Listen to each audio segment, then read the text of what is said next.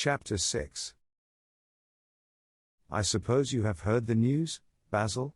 said Lord Henry that evening as Hallward was shown into a little private room at the Bristol where dinner had been laid for three.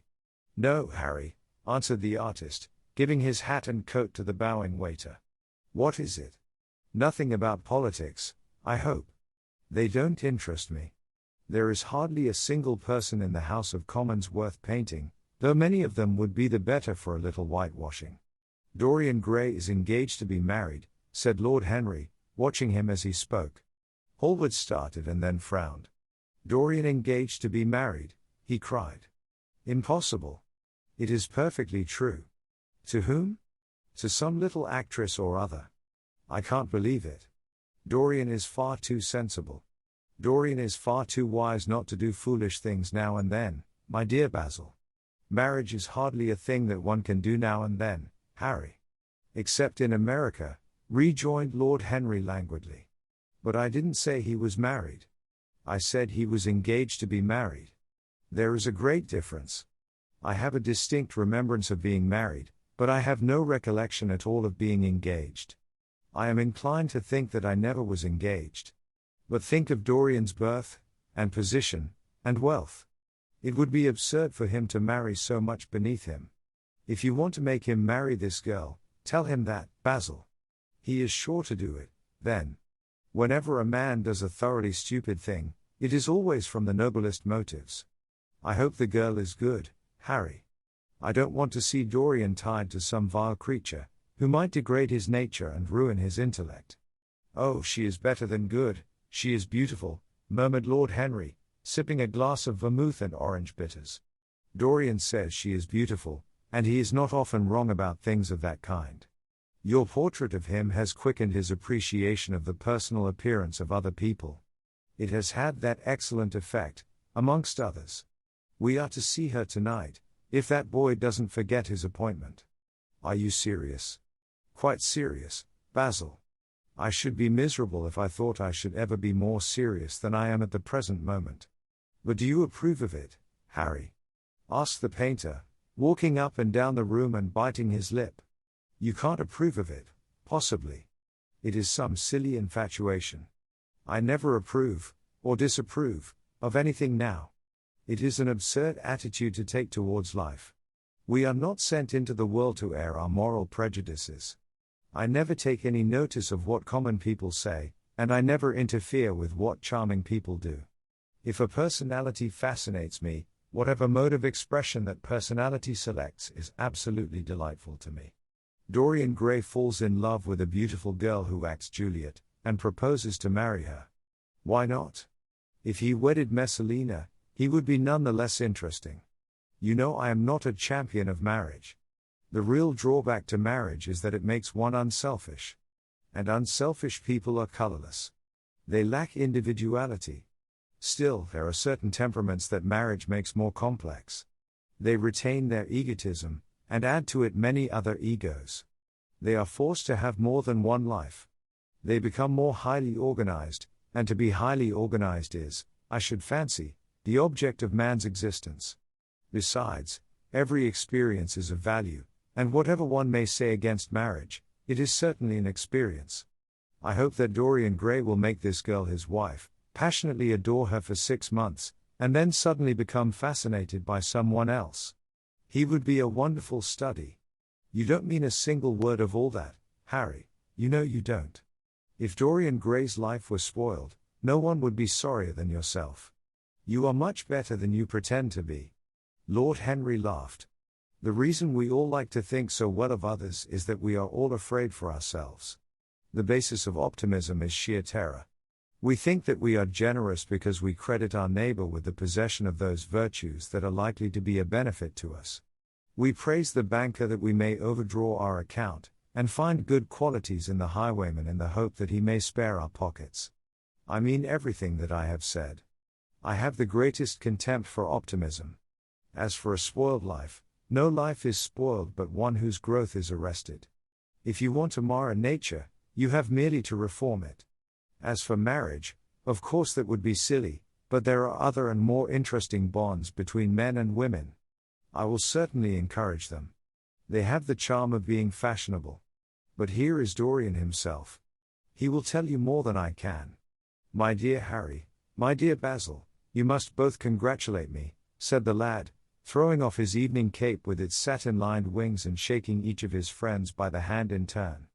I have never been so happy. Of course, it is sudden, all really delightful things are. And yet it seems to me to be the one thing I have been looking for all my life. He was flushed with excitement and pleasure, and looked extraordinarily handsome.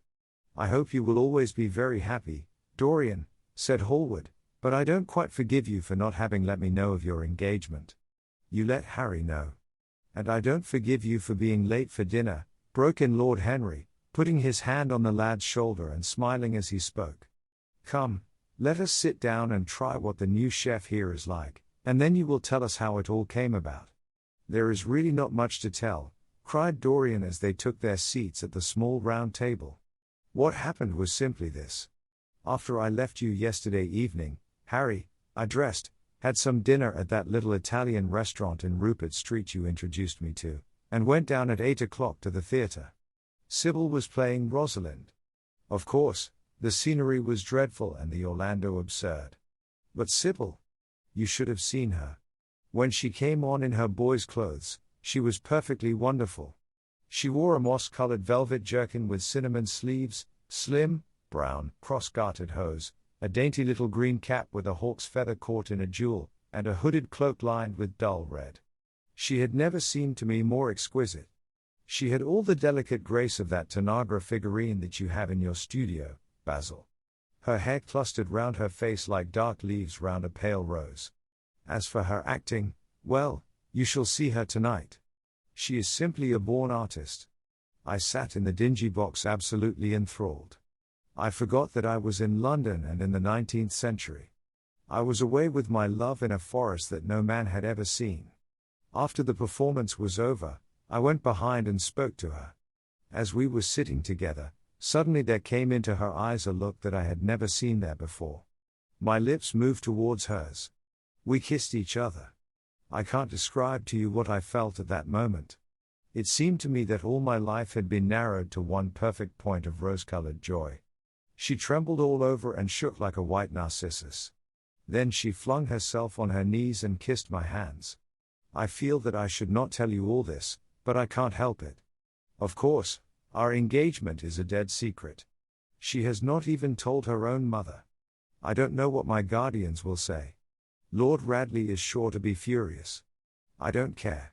I shall be of age in less than a year, and then I can do what I like. I have been right, Basil, haven't I, to take my love out of poetry and to find my wife in Shakespeare's plays? Lips that Shakespeare taught to speak have whispered their secret in my ear. I have had the arms of Rosalind around me, and kissed Juliet on the mouth. Yes, Dorian, I suppose you were right, said Hallward slowly. Have you seen her today? Asked Lord Henry. Dorian Gray shook his head. I left her in the forest of Arden. I shall find her in an orchard in Verona. Lord Henry sipped his champagne in a meditative manner.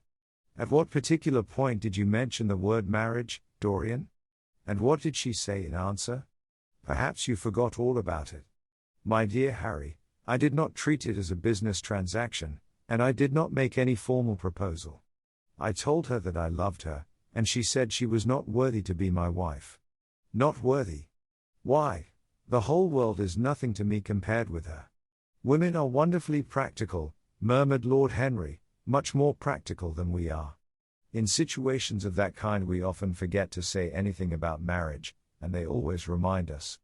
Hallward laid his hand upon his arm. Don't, Harry. You have annoyed Dorian. He is not like other men. He would never bring misery upon anyone. His nature is too fine for that. Lord Henry looked across the table. Dorian is never annoyed with me, he answered. I asked the question for the best reason possible, for the only reason, indeed, that excuses one for asking any question, simple curiosity.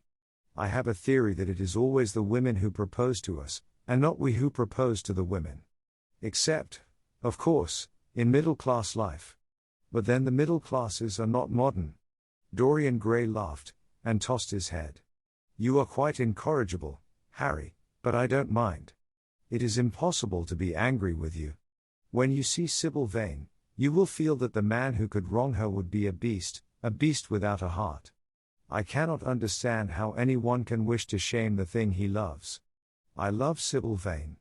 I want to place her on a pedestal of gold and to see the world worship the woman who is mine. What is marriage? An irrevocable vow. You mock at it for that. Ah. Don't mock. It is an irrevocable vow that I want to take. Her trust makes me faithful, her belief makes me good. When I am with her, I regret all that you have taught me. I become different from what you have known me to be. I am changed, and the mere touch of Sybil Vane's hand makes me forget you and all your wrong, fascinating, poisonous, delightful theories. And those are? Asked Lord Henry, helping himself to some salad. Oh, your theories about life, your theories about love, your theories about pleasure. All your theories, in fact, Harry. Pleasure is the only thing worth having a theory about, he answered in his slow melodious voice. But I am afraid I cannot claim my theory as my own. It belongs to nature, not to me. Pleasure is nature's test, her sign of approval. When we are happy, we are always good, but when we are good, we are not always happy. Ah. But what do you mean by good? Cried Basil Hallward. Yes, echoed Dorian, leaning back in his chair and looking at Lord Henry over the heavy clusters of purple-lipped irises that stood in the centre of the table. What do you mean by good, Harry? To be good is to be in harmony with oneself, he replied, touching the thin stem of his glass with his pale, fine-pointed fingers. Discord is to be forced to be in harmony with others. One's own life, that is the important thing. As for the lives of one's neighbors, if one wishes to be a prig or a Puritan, one can flaunt one's moral views about them, but they are not one's concern. Besides, individualism has really the higher aim. Modern morality consists in accepting the standard of one's age. I consider that for any man of culture to accept the standard of his age is a form of the grossest immorality. But surely, if one lives merely for oneself, Harry, one pays a terrible price for doing so? Suggested the painter. Yes, we are overcharged for everything nowadays. I should fancy that the real tragedy of the poor is that they can afford nothing but self-denial. Beautiful sins, like beautiful things, are the privilege of the rich. One has to pay in other ways but money. What sort of ways, Basil? Oh. I should fancy in remorse, in suffering, in the consciousness of degradation. Lord Henry shrugged his shoulders. My dear fellow, medieval art is charming, but medieval emotions are out of date. One can use them in fiction, of course. But then the only things that one can use in fiction are the things that one has ceased to use in fact. Believe me, no civilized man ever regrets a pleasure, and no uncivilized man ever knows what a pleasure is. I know what pleasure is, cried Dorian Gray. It is to adore someone. That is certainly better than being adored, he answered, toying with some fruits. Being adored is a nuisance. Women treat us just as humanity treats its gods. They worship us, and are always bothering us to do something for them. I should have said that whatever they ask for they had first given to us, murmured the lad gravely. They create love in our natures. They have a right to demand it back. That is quite true, Dorian, cried Hallward. Nothing is ever quite true, said Lord Henry. This is, interrupted Dorian. You must admit, Harry, that women give to men the very gold of their lives. Possibly, he sighed, but they invariably want it back in such very small change. That is the worry. Women, as some witty Frenchman once put it, inspire us with the desire to do masterpieces and always prevent us from carrying them out. Harry, you are dreadful. I don't know why I like you so much. You will always like me, Dorian, he replied. Will you have some coffee, you fellows? Waiter, bring coffee, and fine champagne, and some cigarettes. No, don't mind the cigarettes, I have some. Basil, I can't allow you to smoke cigars. You must have a cigarette. A cigarette is the perfect type of a perfect pleasure. It is exquisite, and it leaves one unsatisfied. What more can one want? Yes, Dorian, you will always be fond of me. I represent to you all the sins you have never had the courage to commit. "What nonsense you talk, Harry," cried the lad, taking a light from a fire-breathing silver dragon that the waiter had placed on the table. "Let us go down to the theatre. When Sybil comes on the stage you will have a new ideal of life. She will represent something to you that you have never known." "I have known everything," said Lord Henry, with a tired look in his eyes, "but I am always ready for a new emotion. I am afraid, however, that, for me at any rate, there is no such thing. Still, your wonderful girl may thrill me. I love acting. It is so much more real than life. Let us go. Dorian, you will come with me. I am so sorry, Basil, but there is only room for 2 in the brougham. You must follow us in a hansom." They got up and put on their coats, sipping their coffee standing. The painter was silent and preoccupied. There was a gloom over him. He could not bear this marriage, and yet it seemed to him to be better than many other things that might have happened. After a few minutes, they all passed downstairs. He drove off by himself, as had been arranged, and watched the flashing lights of the little brougham in front of him. A strange sense of loss came over him. He felt that Dorian Gray would never again be to him all that he had been in the past. Life had come between them. His eyes darkened, and the crowded flaring streets became blurred to his eyes. When the cab drew up at the theatre, it seemed to him that he had grown years older.